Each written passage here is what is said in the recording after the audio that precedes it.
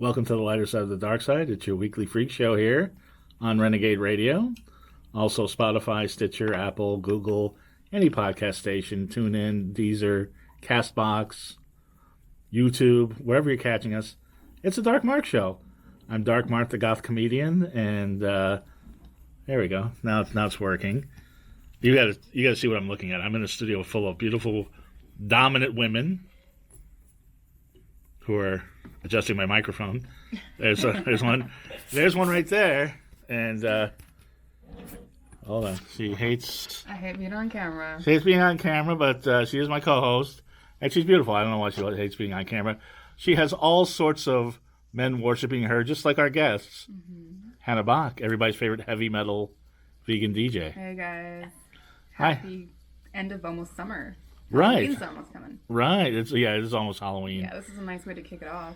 Well, it's going to be an interesting month in August. It is. Because we got some naughty S&M hijinks this week. We do. Next week we got Beth Lapidus from Uncabarets coming back, and we're going to talk comedy then.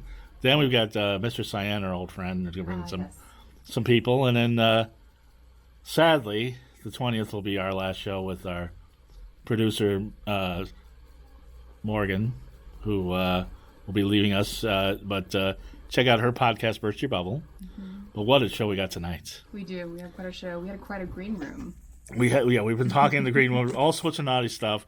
Right to your right here is she. There we go.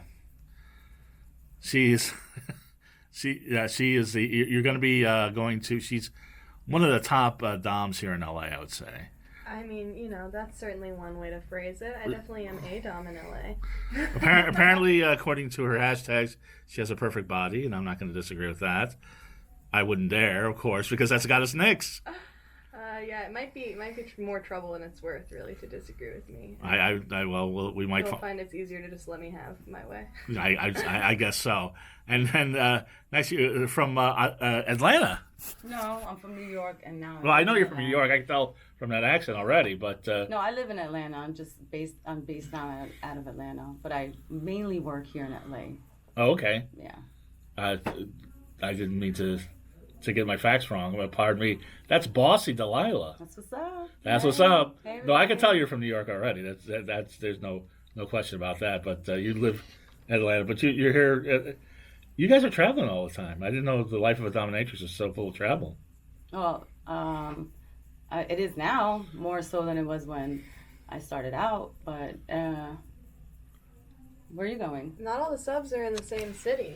You gotta move around. Really? Called paper chasing. Absolutely. Oh, okay. All right. I just got back from Seattle. I got back 2 nights ago, and then I'll be flying off to Florida for FetCon this Tuesday, 6 a.m. Right, and then we're going to talk about the New Orleans DomCon, which you both are affiliated with. We're going to talk about that and all sorts of wacky hijinks and crazy stories, and I can't wait to get into it. So we better get our sponsors going real quick. Yep, we're going to get our sponsors out of the way. Yes, Audible. Go to audibletrial.com/DMS. Mm-hmm. Get a free book, a free 30-day trial, and 2 Audible originals. And they have a lot of smutty books about S&M, sex, all sorts of crazy stuff. And also, Doomy's Home Cooking. Now, are either of you vegan, by the way? Plant-based. Good. No, we like that. Oh, yeah? Are you? Do I look like I'm vegan? Hell no. Exactly. Does she look like she's vegan? Yeah. Yes. So you guys, our other sponsor is Doomy's Home Cooking, which is the best vegan food I've ever had. Doomy, baby. Different Doomies. It's Doomies. Remember it. Yes, trust me. Let me know if you need someone to sing that for I mean, it's just as good. like Harbinger of Doom. Doomies. 1253 Vine Street. There's one in Culver City. There's one in Toronto, Canada. Oh, Culver City, okay. If you're ever in Toronto, Canada, or Culver City, there's one that's actually not that far from Sanctuary LAX where you... I'm going to check it out. Where you're both beating a lot of ass. So, it's just like vegan junk food. They have pulled pork. Great. They have Big Mac on the secret menu. Chili cheese fries. Chili cheese fries. Shrimp po' boys. Oh, no, I'm telling you. Let's go after the show. Chicken Parmesan. Yeah, there's one right down the street, 1253 Vine Street. Also Toronto, Canada. So get my plate ready. I'm coming. Okay, so. And they also have a Next in Hollywood that's right next to it, and it has an amazing Mexican food, all vegan. And you have flautas. We're definitely gonna pick out burritos. Biggest flautas I've ever had. Yeah. So Bossy Delilah. Yeah. Now I've interviewed a lot of doms on the show, and you say you're from New York. Mm-hmm. Now most of them are goddess, mistress, this that. How'd you come up with Bossy? This is just one of my titles. Oh, okay. I'm sorry. I mean, it was, some people say mistress, some people say bossy, some people say bossy bitch, Yeah. bossy ass Delilah. But Yeah. when I got my title, Tara Indiana. Yeah. Do you know her? Yes. Okay, well, when she had the Den of Iniquity in New York City, Mm-hmm. she had a list of names that you had to pick from that were approved by her. Right. And I saw Delilah on it, and I went right for it. So when I said, "Is it mistress?" She's like, "No, it's like Madonna. It's Delilah." Oh, okay. Boom. That's how it went. So that's one name. So how'd you get Bossy? I just threw it up there because I think it was around the time when Bossy. Remember that song? Yeah. Khalees. Yeah. Right. So I think I had it as a ringtone, and I just went with Because it. you're the first dom that has that title that I've met. Well, there's the boss, Irene. Oh no, yeah, I know her. Yeah. Yeah, but it's just it's not real serious for me. If somebody Right. else takes it's Delilah. At the end of the day, it's Yeah. Delilah. Yeah. Oh really? Yeah. It's It's Delilah. okay. So if a man just calls you Delilah, not Bossy Delilah, you won't. No, it doesn't bother me. No extra whipping or anything like No, that. it's more that he does what I say. Right. Because by the way, we were talking about Hannah's grandpa is very excited about the show. I don't know how far he's I gone thought she into was it. joking about that. No, she's not. That's a wonderful thing. To Yeah. have family supporting you. Yeah, he definitely supports me. And then he That's Well, So- he'll support this yeah. show, yeah. Grandpa, and the thing is, you look such a nice young lady, and then I was going on your Twitter, and you were taking a guy and shoving his face in a toilet that you inferred was full of urine. Mm-hmm. Was it full of urine? It was called Spit Pea Soup. Right, So with I would PEE. say, go and support me, buy the clip, watch it, and then Right. you can discuss it. I like Oh, that. so if you see the full clip, then you'll know. That's the whole point. If I discuss it, then why would Right. Okay. So that's interesting. And guys like this. Yeah, I mean, if there's someone out there that wants to know what's in the bottom of that toilet, come through. Well, no, I mean, forget what's in the bottom of the toilet for a second, because I want people to see the clip too. But he enjoyed it. Oh, he loves it. He loves He it. loves it. And the things that I do to his It's just like phone- waterboarding, Oh, yeah. I have It's all a little four. bit different than waterboarding. is it? Yeah. Have you shoved the guy's face in the toilet? Not in a toilet, but definitely in maybe a dog dish or a bowl. Oh, okay. And they like that? Yeah, I mean, they like whatever I tell them to like. Yeah. At the end of the day. Oh, wow. But waterboarding's a little bit different. I mean, you have to be a lot more careful when you're waterboarding someone. You Yeah. can really shove someone's head into a toilet fairly recklessly, but waterboarding's a delicate sport. Don't try it at home. Have you waterboarded anybody? Not yet. Okay. You looking forward to that? Oh yeah. So one of yourselves, if he's good enough. I'm trying to do a little bit more research. Turns out there's not a lot of guides on how to do safe waterboarding, but I like to be fully informed before I take on potentially life-risking sorts of play. I would imagine. I like that. Yeah. That's, yeah. Do you do? Are you the same way, or are you There just are like? so many reckless doms out there. and Absolutely. I think this is important that she's talking about this. Yeah. So you're not a reckless dom. You'll research it yourself. I'm not reckless. I was trained by some of the best in the game. Yeah. So whereabouts in New York are you from? The Bronx or? I was born in Brooklyn Brooklyn. Hospital. Me too. Lies. No, it's Long Island College Hospital, Brooklyn, New York. Oh, get out. Yeah. My brother was born in Long Island, but it's not there no more. Yeah, that's what I heard. Yeah, they shut that Yeah, down. yeah. So we're both Brooklyn people. That's right. So how do you? And I became a weird comic that has a radio show. How did you become a dom?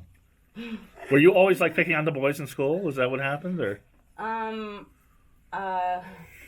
I was a tomboy growing up. Yeah. Yeah. Yeah. I grew up with brothers. Okay. The way I got into it, I was Yeah, young. I was yeah. really young. And that's when Brooklyn was Brooklyn, not the gentrified Brooklyn now. You remember the Vault in New York?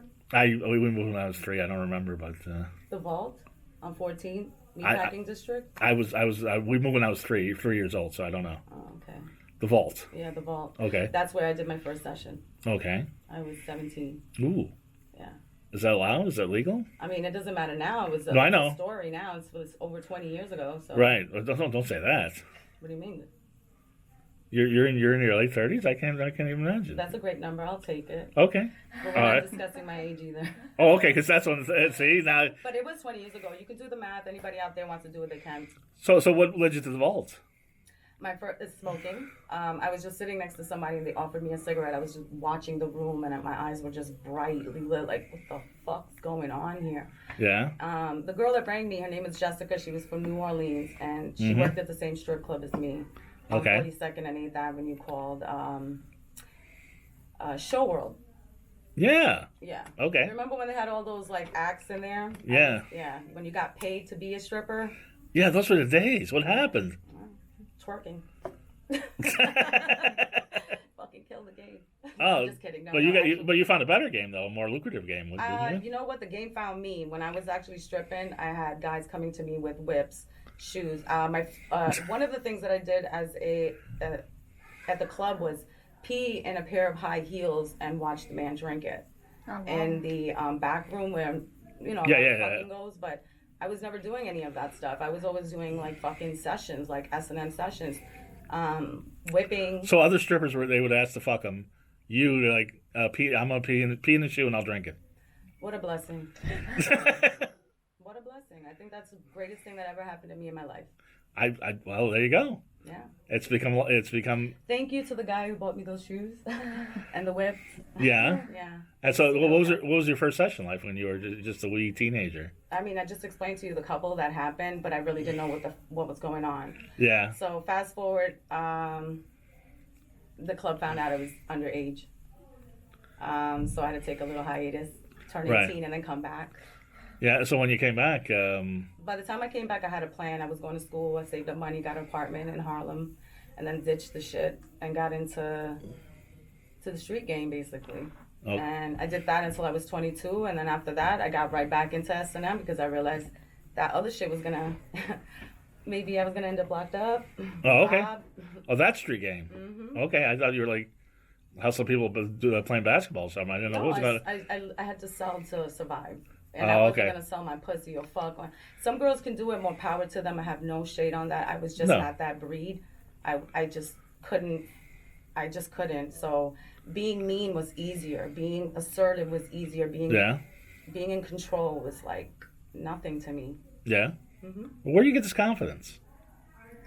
From the to be that assertive. My fans. Yeah. Have you ever asked a man where he gets his confidence from? I'm just work. Yes. That's my lawyer. Yeah. Yes, because I don't know. I have. Yeah. Where do you get your confidence, Mark? Do I have confidence? Do you? I don't know. Well, I don't know.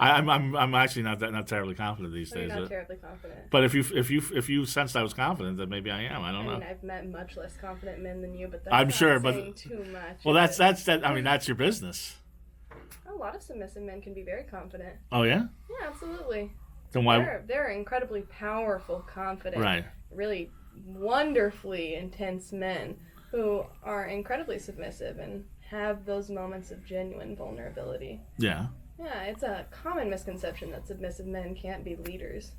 I never said they couldn't be. I just said it's a common misconception. Well, I'm sure it's your misconception. Yeah, well, I mean, if you believe what they say about some of our leaders, who knows, or what they've been doing, Where do you get your confidence? I'm pretty sure I was born with it. It seems that way. Yeah, you were born a goddess. Yeah, I mean, if you look like this, you get a little bit of confidence about it. Yeah, some would say. I don't know. Looking at your post, possibly a little arrogance. You got a perfect body, apparently. Yeah. Well. I'm not disagreeing. I'm just saying that's what she hashtags. Perfect body. Yeah. Hashtag perfect body. Hashtag all men are slaves. It's an interesting thing, isn't it? Marketing.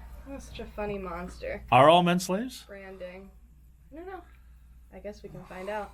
Yeah. As I slowly enslave all of them. Yeah. Is that what it is? Okay. I mean, between the two of you, you're going to enslave all men. We'll find out, won't we? It's called being turned out. If I let you in on my master plan this early, it would really be detrimental to the entire experience. Yeah, we'll wait till later on in the show, but yeah. But all you